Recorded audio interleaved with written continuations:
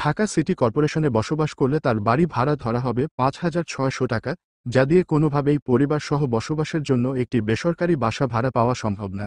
ঢাকা শহরের সরকারি কোয়ার্টারগুলোর সংখ্যা সীমিত, ওখানে নতুনদের জায়গা করে নেয়া সে এক মহা ব্যাপার। আসুন দেখে নিই শুধুমাত্র গ্রেড বৈষম্যের কারণে মূল বেতনের সাথে বাড়ি ভাড়াও কিভাবে কর্মকর্তা কর্মচারী বৈষম্য তীব্র আকার ধারণ করেছে। বর্তমান সময়ে একটি বেসরকারি বাসা ঢাকা সিটি কর্পোরেশনে নিতে চাইলে আপনাকে কমপক্ষে ৯,০০০ টাকা গুনতে হবে। ছোট পরিবার হলেও ৯,০০০ টাকার কমে আপনি কোনোভাবেই বাসা ভাড়া নিতে পারবেন না। অনার্স, মাস্টার্স পাশ করা একজন অফিস সহায়ক বা নিরাপত্তা কর্মীকে আপনি বস্তিতে থাকার পরামর্শ দিতে পারেন না। বিভিন্ন সরকারি দপ্তরে একজন অফিস সহায়ক বা নিরাপত্তা কর্মীকে অফিস সচল রাখতে গুরুত্বপূর্ণ দায়িত্ব পালন করতে হয়।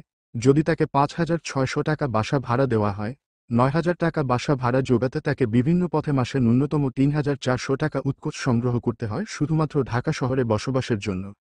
একটি আদর্শ পে স্কেল যদি দেয়া হতো, অন্তত মাথা গোঁজার ঠাঁই নিয়ে তাদের দুশ্চিন্তায় দিন অতিবাহিত করতে হতো না।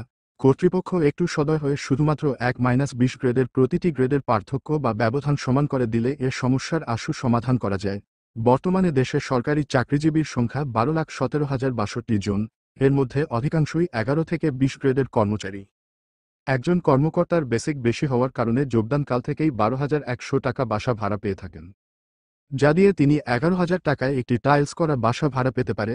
থাকার সুব্যবস্থা হলে মানুষের মৌলিক চাহিদার একটি পূরণ হয়ে গেল।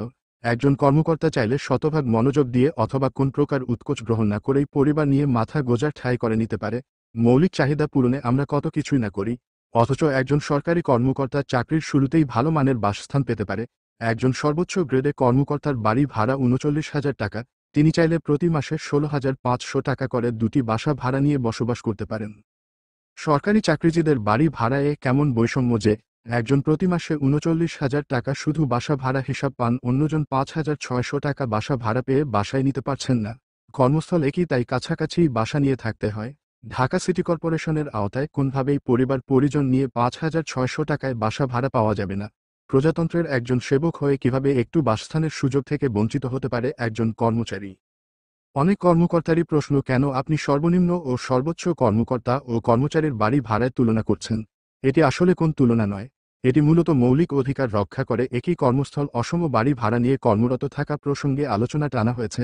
একজনে প্রচলিত বাড়ি ভাড়ার অর্ধেক পান, অন্যজন প্রচলিত বাড়ি ভাড়ার দ্বিগুণ বা তিনগুণ পান, এটাই তুলে ধরার চেষ্টা করা হয়েছে। অনেকেই বলছেন এন্ট্রি লেভেল তুলনা করতে। আসুন আমরা কর্মকর্তা এন্ট্রি লেভেল ৯ম গ্রেড ও কর্মচারী এন্ট্রি লেভেল ২০ গ্রেড এটি নিয়ে আলোচনায় আসি।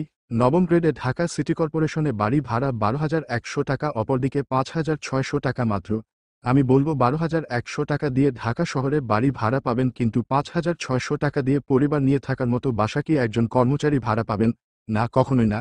মূলত চাকরির শুরু থেকেই তাকে বাসস্থান ব্যবস্থার চাপে পড়তে হচ্ছে। একজন সরকারি চাকরির শুরুতে তাকে বস্তি টাইপের একটি বাসা নিয়ে থাকতে হচ্ছে। হাজারো ২০ গ্রেডের কর্মচারী ঢাকা শহরে একটিমাত্র কক্ষ ভাড়া নিয়ে পরিবারসহ বসবাস করছে। একজন কর্মকর্তা চাকরির শুরুতে ১২,১০০ টাকা বাড়ি ভাড়া পান, অন্যদিকে একজন কর্মচারী চাকরির শেষে ৯,৬৯১ টাকা বাড়ি ভাড়া পান। মৌলিক চাহিদা পূরণে কিভাবে জাতীয় পে স্কেল ২০১৫ একটি আদর্শ ভূমিকা পালন করে বলে আপনারা মনে করছেন, আমার বোধগম্য নয়। শুধুমাত্র অন্ধ, স্বার্থপর ও বিবেক বর্জিত একজন মানুষ বলতে পারে কর্মকর্তা ও কর্মচারীদের বাড়ি ভাড়া নির্ধারণ ঠিক ও উপযুক্ত।